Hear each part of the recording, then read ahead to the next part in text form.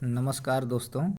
आज की ये जो वीडियो है यह प्लेस थ्योरी पे आधारित है और प्लेस थ्योरीज को मैं ट्रिक के द्वारा याद करने का तरीका बताऊंगा कि किस प्रकार एक ट्रिक से मैं सारी खेल थ्योरियों को यानी खेल सिद्धांत को याद कर सकते हैं और हमेशा अपने माइंड में मेमोरी फिक्स कर सकते हैं, बना सकते हैं।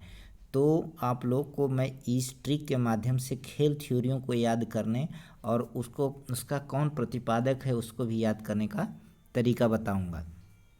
तो आइए देखते हैं। इसमें लिखा है क्रिस्प और शार्प। ये आपको रट लेना है। क्रिस्प और शार्प, क्रिस्प और शार्प को कहना है कि ये खेल थ्योरी है। तो क्रिस्प में हर एक टर्म में, जैसे सी है, आर है, आई है, एस और पी, तो हर एक टर्म का अलग अलग वैल्यू हो जाए। तो आइए देखते हैं कि क्या है इसका वैल्यूज। तो पहला हो गया, जैसे सी, क्रिस्प में सी है। सी का मतलब होता है कैथोरेटिक थ्योरी, कैथोरेटिक थ्योरी। और इसको हिंदी में मनोभाव की अभिव्यक्ति बोलते हैं, मनोभाव की अभिव्यक्ति बोलते हैं। इसे किसने दिया था कैथोरेटिक थ्योरी को? तो कैथोरेटिक थ्योरी को अरस्तू ने दिया था, मनोभाव की अभिव्यक्ति। अब इन्होंने कैसे बताया कि मनो की भाव है, यानी मनोभाव दो टर्म से मिलकर बना है, मनो, मन और भाव। मन में जो हमारे चल रहा है उसको प्रेजेंट करना, उसी को अभिव्यक्त करना, इसका सिद्धांत अरस्तू ने दिया था। तो आप सीधे याद कर सकते हैं कि सी का मतलब होता है कैथोरेटिक थ्योरी, मनोभाव की अभिव्यक्ति सिद्धांत। तो इसके अरस्तू ने दिया था। अब आता है आर की बात आती है।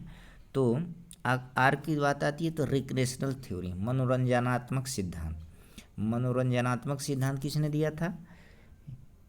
डब्ल्यू केम्स और जीटी पैट्रिक। जीटी पैट्रिक ने रिक्रेशनल थ्योरी को दिया था। और इसके बाद हम देखते हैं आई। आई से होता है instinct practice theory, instinctive practice theory. Instinctive का मतलब होता है कि जो जन्मजात हो, नैसर्गिक अभ्यास। नैसर्गिक कहा क्या है कि बच्चा जो है जब वो पैदा होता है तो आप देखते हैं अपना हाथ पांव कुछ देर के बाद, जैसे जैसे उसकी एज बढ़ती रहती है तो धीरे धीरे हाथ पांव चलाना शुरू होता है। तो उन्होंने कहा है कि नैसर्गिक अभ्यास, बच्चे के मन में ही वो अंदर से खेल की भावना जगी रहती है। तो इसे दिया था प्रोफेसर मैकडूगल ने, इंस्टिंक्टिव थ्योरी को प्रोफेसर मैकडूगल ने दिया था। अब आती है पी की बात। तो पी को साइको एनालिटिक थ्योरी बोलते हैं, साइको एनालिटिक थ्योरी, मनोविश्लेषणात्मक सिद्धांत। तो इसे दिया था सिगमंड फ्रायड ने। आप लोग अच्छे से याद कर सकते हैं और ये ट्रिक आपको हमेशा मेमोराइज कर सकती है।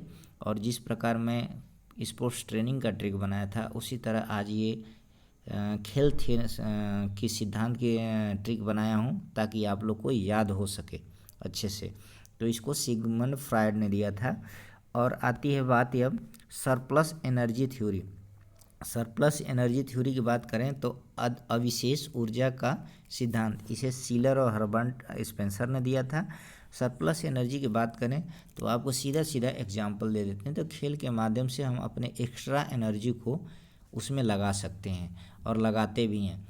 जो हमारी एनर्जी रहती है और उसके बाद जो एक्स्ट्रा एनर्जी हमारे वर्क के लिए रहती है उसको हम लगा सकते हैं। जिस प्रकार आप एग्जाम्पल ले लें, जब कुकर में कोई आप प्रेशर कुकर में खाना बनाते हैं तो जितनी ऊर्जा चाहिए, जितनी उसको एनर्जी चाहिए, जितने प्रेस चाहिए भाप का, स्टीम का, उतना तो उसके अंदर रहता है, बाकी वो बाहर निकल जाती है। इसी तरह हमारे खेल के माध्यम से हम अपने बेकार की एनर्जी को खेल में यूज कर सकते हैं और उससे लाभ अपने स्वास्थ्य को ले सकते हैं।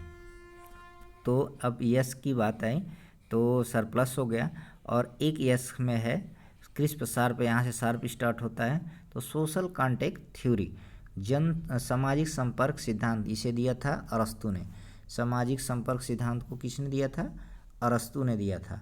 तो अरस्तू की बात करते हैं तो अरस्तू ने सामाजिक संपर्क सिद्धांत क्या बताया था कि जब व्यक्ति खेलता है तो खेलेगा तो अकेले नहीं खेलेगा, खेलने से उसको समाज से संपर्क होता है, उसके दोस्तों से संपर्क होता है, उसके कल्चर का एक्सचेंज होता है, उसके बिहेव का एक्सचेंज होता है।